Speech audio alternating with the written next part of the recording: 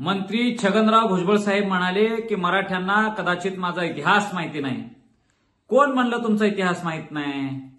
भुजबळ साहेब, तुम्ही रस्त्यात बसून चौकावर बसून भाजी विकत होता। त्या भाजी विक्रेत्यापासून तुम्ही हजारो कोटीचे मालक कसे झाला ह्याचा चांगल्या पद्धतीने इतिहास आम्हाला माहिती आहे।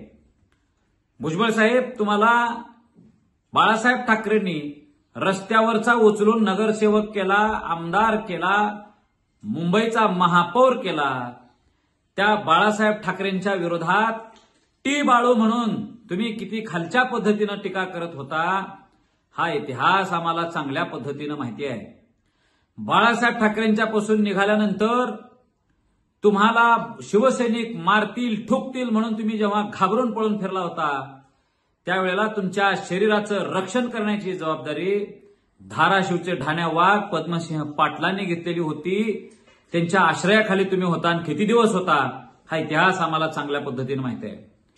आज ज्या बाळासाहेब ठाकरेंवर तुम्ही आरोप करीत होता त्या काळात, आज त्या बाळासाहेब ठाकरेंना मी का सोडलो म्हणून जे कारण देताय, मंडलसाठी सोडलो असं जे तुम्ही खोटं बोलताय, त्याच्या मागचा इतिहास महाराष्ट्राला माहिती पाहिजे म्हणून सांगतो।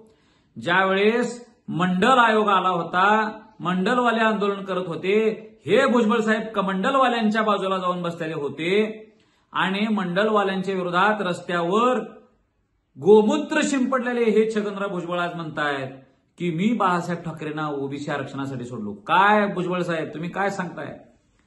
बर, मंडलसाठी मी सोडलो म्हणता आणि तो मंडलचं अंमलबजावणी, त्या आयोगाची अंमलबजावणी करणारा सुद्धा एक मराठाच होता। तुम्हाला काँग्रेस पक्षात घेऊन आमदार आणि मंत्री करणारा एक मराठाच होता, त्याचं नाव शरदचंद्र पवार। त्यांच्याच पक्षामध्ये तुम्ही फूट पाडण्यात सहभागी झाला आणि तुम्ही महाराष्ट्राला सांगताय की मी मंडलसाठी काय केले, मी ओबीसीसाठी काय केले। तुम्ही कुणासाठी काय केलेलं नाही, तुम्ही फक्त स्वतःसाठी केलेलं आहे। भुजबळ साहेब, तुम्ही तेलगी घोटाळा केला, तुम्ही जेलची हवा खाल्ली, त्यावेळेस तुम्हाला आधार देणारा सुद्धा एक मराठाच होता। भुजबळ साहेब, तुम्ही महाराष्ट्र सदन घोटाळा केला, त्या सदन घोटाळ्यामध्ये सुद्धा हजारो कोटी रुपये लाटले। हा इतिहास महाराष्ट्राला अजून माहिती आहे, तो विसरलेला कुणीच नाही। भुजबळ साहेब, तुम्हाला ओबीसींनी समाजातून भरकास केलता, बहिष्कृत केल्यासारखा केलता। तुमच्याकडे 10 माणसं जमवण्याची कुवत राहिलेली नव्हती।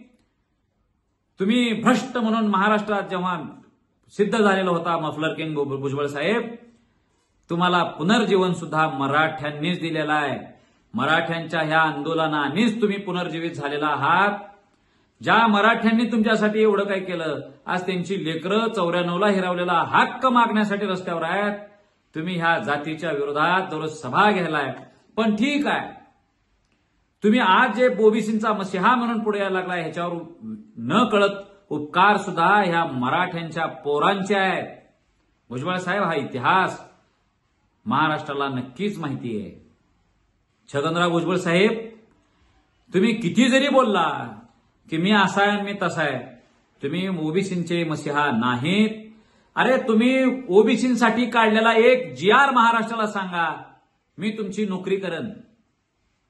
12 बलुतेदारांसाठी तुम्ही काय केला हे सांगा। भुजबळ साहेब, तुम्ही कशा पद्धतीनं संस्था कुठल्या एका समाजासाठी लाटल्या, किती कारखाने कसे घेतले हा इतिहास आम्हाला माहिती आहे, उघड करायचा नाही, सांगणार।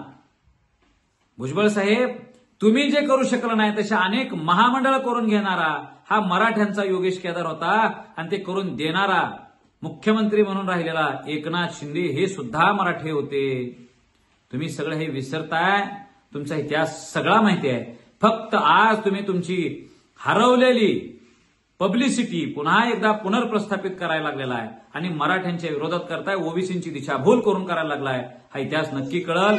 ओबीसी आरक्षण न मिळालेलं असताना, एकही दाखला नव्या GRनं निघालेला नसताना सुद्धा तुम्ही आज महाराष्ट्रात बोंब ठोकत फिरायला लागला की ओबीसी आरक्षण गेलं, ओबीसी आरक्षण गेलं। यावर मी अधिक प्रकाश टाकेन, पण पुन्हा कधी महाराष्ट्रातील ताज्या बातम्यांसाठी बघत रहा टाइम्स टुडे टीव्ही। सोबतच शेअर करा, सबस्क्राईब करा आणि बेल आयकॉन प्रेस करा।